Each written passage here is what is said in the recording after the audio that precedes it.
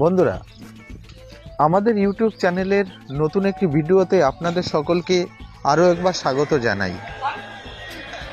বন্ধুরা, এই ভিডিওটি অবশ্যই আপনারা শেষ পর্যন্ত দেখবেন। এই ভিডিওটি খুবই আকর্ষণীয় হতে চলেছে। আপনারা যদি খিরাই এই ফুলের উপত্যকার সৌন্দর্য উপভোগ করতে চান, তাহলে হাওড়া থেকে পাঁশকুড়াগামী যে কোনো লোকাল ট্রেনে চেপে আপনি নেমে যাবেন খিরাই রেল স্টেশনে।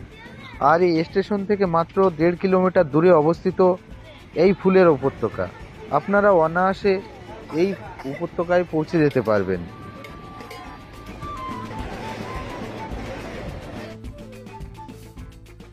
বন্ধুরা, আমরা এখন চলে এসেছি খিরাই স্টেশনে। আর আমরা এখন যাব সেই ফুলের উপত্যকায়।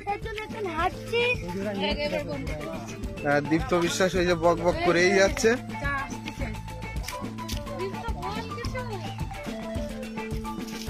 বন্ধুরা, এই ফুলের উপত্যকায় এসে এখানে খাওয়া দাওয়া, গাড়ি পার্কিং সব ব্যবস্থাই রয়েছে, খুব সুন্দর। এটা হচ্ছে সেই খিরাই ফুলের যে উপত্যকা বলে সেই জায়গাটা। যে ফুলের বাগানের যে মেন গেট দেখতে পাচ্ছেন, এখান দিয়েই সমস্ত ফুলের বাগিচা রয়েছে। এই ফুলের জন্য এখানে মেলা হয়ে থাকে। বন্ধুরা, নভেম্বর থেকে জানুয়ারি মাস পর্যন্ত এখানে ফুলের মেলা হয়।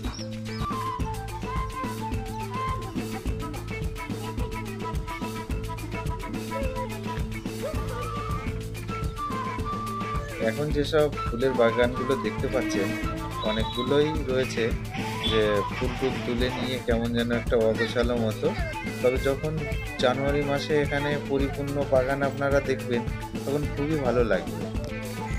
এই সময়টা মানে শীতের সময়টা, যেহেতু বাগানগুলি ফুলে পরিপূর্ণ থাকে, সেই কারণে দেশ বিদেশ থেকে যত পর্যটক বা দর্শনার্থী তারা তখন আসার চেষ্টা করেন। আর বিশেষ করে ওই সময় আসলে সবারই ভালো লাগে যে বাগানগুলি পরিপূর্ণ রয়েছে।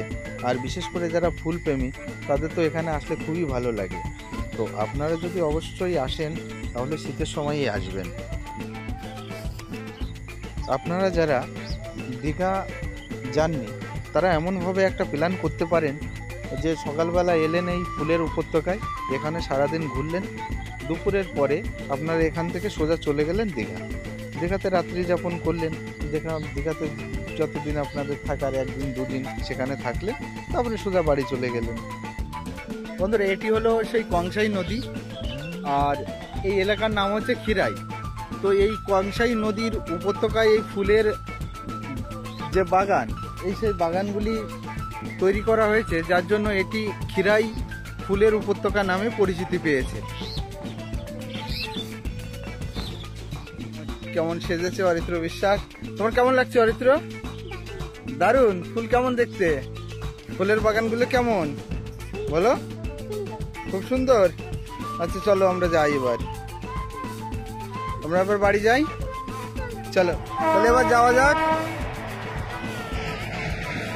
দেখেন বন্ধুরা, হাওড়া থেকে খড়গপুরের বা উপর দিয়ে যেসব ট্রেন যায়, সেই সব ট্রেন এই খিরাইয়ের যে ফুলের উপত্যকা তার পাশ দিয়েই আপনারা দেখতে পাচ্ছেন ফুলের চলেছে তুরন্ত গতিতে।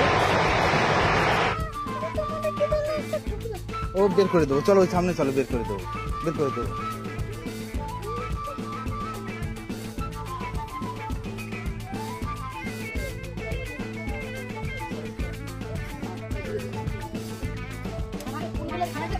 ছাড়া দেবো নাকি? ছাড়া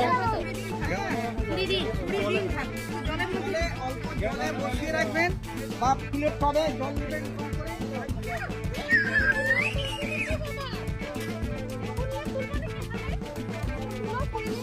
কেমন লাগলো সবার? দীপ্ত বিশ্বাস, কেমন লাগলো? খুব ভালো। তাই খুব ভালো লাগবে বললে কেন?